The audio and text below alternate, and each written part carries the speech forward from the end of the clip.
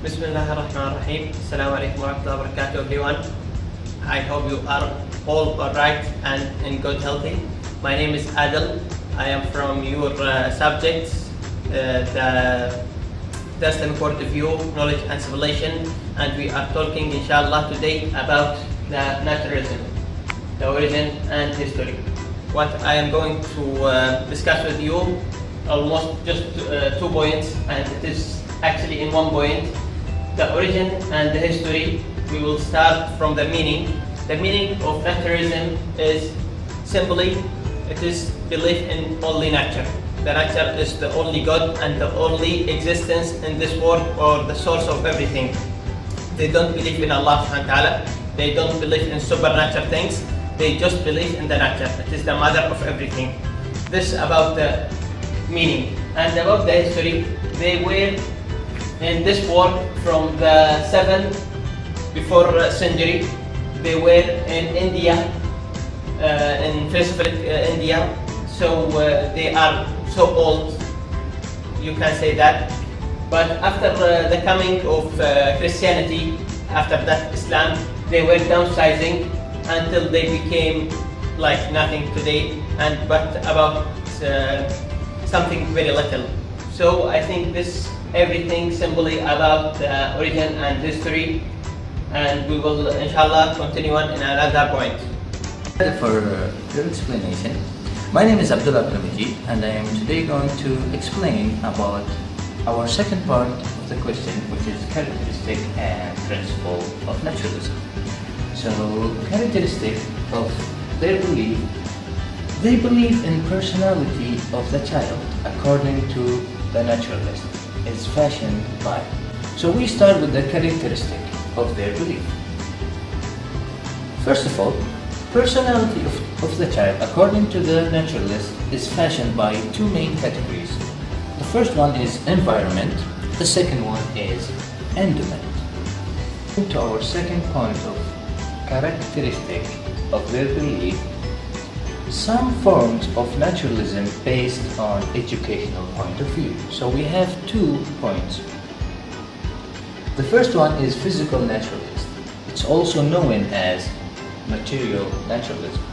The second one is biological naturalist. The basic 2 standpoints of biological naturalism are: each creature has an argo to live, and the second part is this creature have to struggle to exist. Moving to our second part of our question, which is the principle of naturalism. We start with number 1. Number 1, nature is the final reality. So they believe that nature is the final reality. Second, mind is the brain, functioning, and brain is matter. The third, all types of mental activities are function of brain, and we mean by mental activities thinking, imagining, etc. The fourth, the entire universe is governed by the laws of nature. So that's their principle and their belief. There is no God or spirit, وَالْعِيَاذُ بِاللَّهِ مِنْ ذَلِكَ, and we don't believe in that, but it's one of their principles also. Sixth, follow nature is the greatest slogan of naturalism and education. Number 7, the child should be educated according to his or her nature. 8, the naturalists advocate freedom in education. And by freedom in education, we mean there is no classes, no nothing. You just go and study from the nature. Number 9, instincts should be the main instrument of education. Finally, senses are the gateways of knowledge. That's all for question number 2. Now we go back with Mr. Adel in question number 3. Thank you. Okay, and now to the second point and the third point, inshallah. The second point, I will talk about the impact of their belief, especially on education. Actually, they have a quite impressive ideology, or you can say goals for their education methods, and that method is to make it free to classless, if I can say this. They don't believe in the needing of a classroom. They don't believe in the teacher. They don't believe in textbook. They believe in go to nature and let the nature lead you. Follow nature, for simply putting. But as you know, it is not all their impact. But this is what I want to especially make you aware of. In education, they have their goals for teacher, they have their goals for maybe the ministry itself, and likewise. But I am going to talk just about education at all. Like I said, they believe in a classless study. And after that, I am going to talk about their limitation or the limitation of naturalism. Actually, they also have their limitation. They are not as super knowledgeable people. They are just human. So their limits, like they don't believe in spiritual world, the spirit world, and that ignore the reality. As you know, if someone did whatever you will do, if you replacement his heart, his brain, his head, he will not come back to the life. So this ignorance will make it like limitation for naturalism. And they also have another limitation. They don't believe or they don't take future in their counts. They just believe or take count on count the present. So that make whoever will rise the child of naturalism or the discipline of naturalism, they will have a lot of freedom, which will guide them to the destruction. They will not guide him to the right. Maybe they will guide him to become some kind of animal, but it will not be like a proper human or modern human. And that's all for this second and third point for me.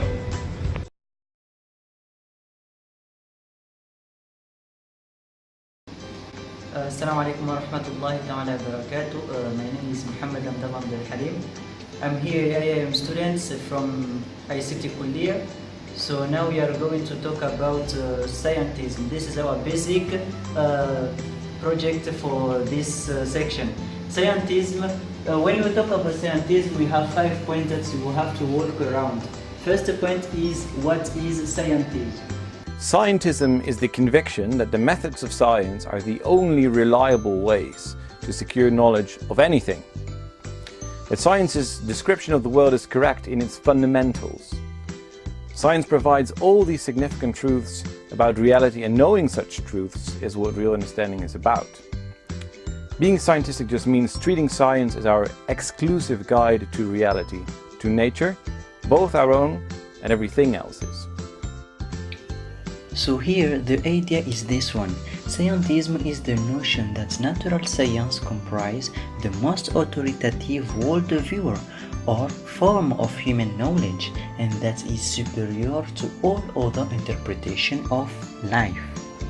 So after understanding the definition of scientism, now we are going to the variety of scientism, which is our second point. So here there are two kinds or variety of scientism that we call restricted kind of scientism and unrestricted kind of scientism. But first of all is the restricted kind of scientism. Restricted kind of scientism is scientism in a specific realm or about specific topic. Here is one example, scientism about human being. Here is Carl Sagan, the American cosmologist. He is writing much about science and recent discoveries in cosmology. And here's what he say about scientism. He says, I'm a collection of water, calcium and organic molecules called Carl Sagan. You are a collection of almost identical molecules with a different collective label. But is that all? Is there nothing in here but molecules? Some people find this idea somehow demeaning to human dignity. For myself, I find it elevating that our universe permits the evolution of molecular machines as intricate and subtle as we are. Okay, after understanding what is the variety of scientism, now we have to move around to the third point, which is arguments of scientism. when you talk about arguments of scientists, we have to know that there are many arguments, but at least we have to study two arguments, focus on two arguments. The first one is when we say that science is successful. Science is successful is like that. Look around the world. We can say there are iPhone, laptop, airplane. So we can say that science is everywhere. And the second point is belief based on science can be tested. In other words, we can say that science is acceptable if it's only and only proven. Okay, we are going to discuss the last point about scientism, and the last point is the arguments against scientism. This the reply of the people who doesn't believe in scientism for the believer of scientism. They believe in metaphysics. What I mean by metaphysics? Metaphysics simply the supernatural. Something cannot be proved by science. So the example of metaphysics, we can say the spirit and Quran. As you know, a spirit cannot be tested. Even though some people tried to test the spirit and to make like experiment about spirit, but they didn't get any result, or at least actually or proper result. So nobody already know anything about, at least from human, about the spirit. Quran the same. Quran, as you know, the book of us, the Muslims, the miracle of Rasulullah sallallahu alaihi wasallam, and it has a lot of things cannot be known for human before not 1 century, 14th century before now. So I think it is like example for metaphysics, and this simply some arguments against scientism.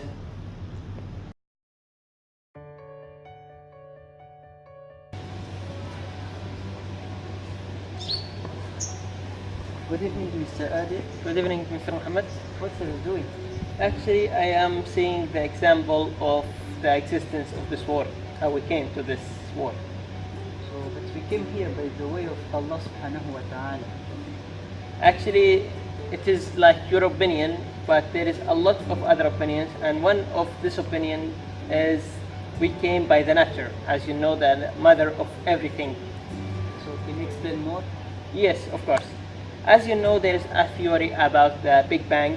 After the Big Bang, there was the plants, and the plants is about the nature. After that, the natures keep developing until we came to this existence step by step. And this is just a simple way to put it in some words. I think you need to know a lot of this thing.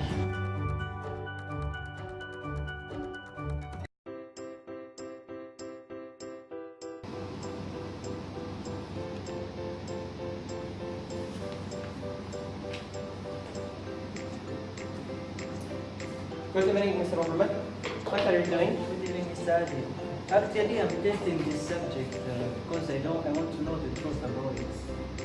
The truth. Oh, what do you mean by truth? It is so complicated word, at least for me. So what I mean is by testing or experience is the only way to know the source of every subject. What do you mean by source? Are you meaning the science is the source of everything? Yes, the science is everything. Without the science, we cannot say that this argument is true or not. So we have to prove by science. Impressive opinion. I think I will need more explain about it, if you don't mind.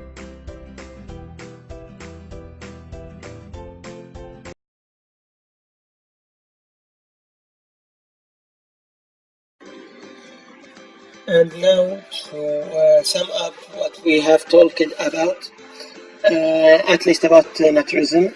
Naturalism, the meaning or the origin and history,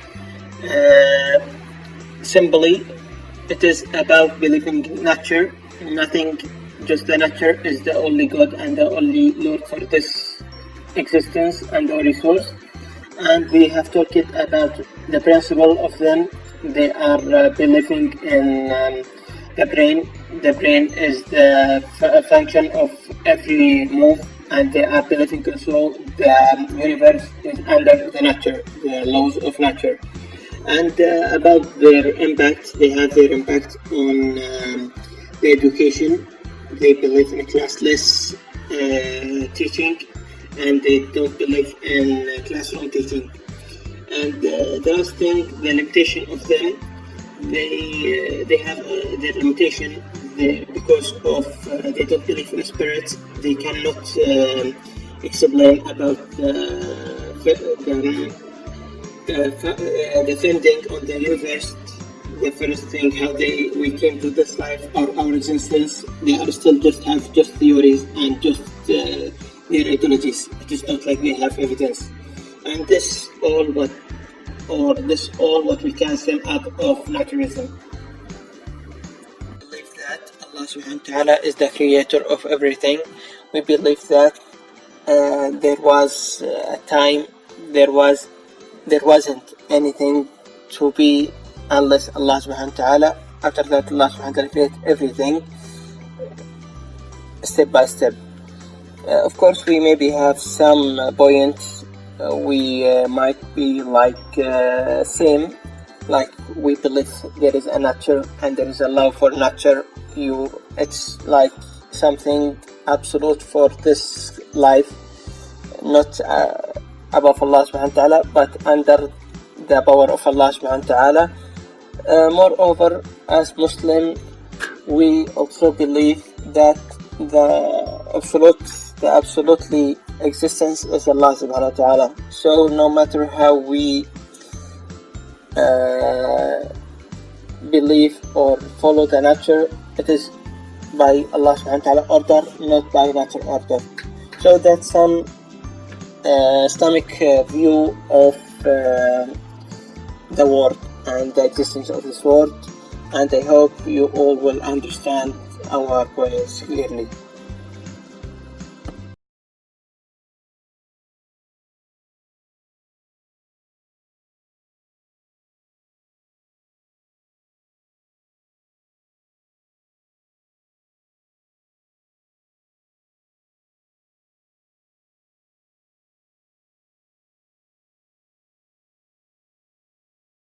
In general, in our project, especially scientism, we will go around 4 points.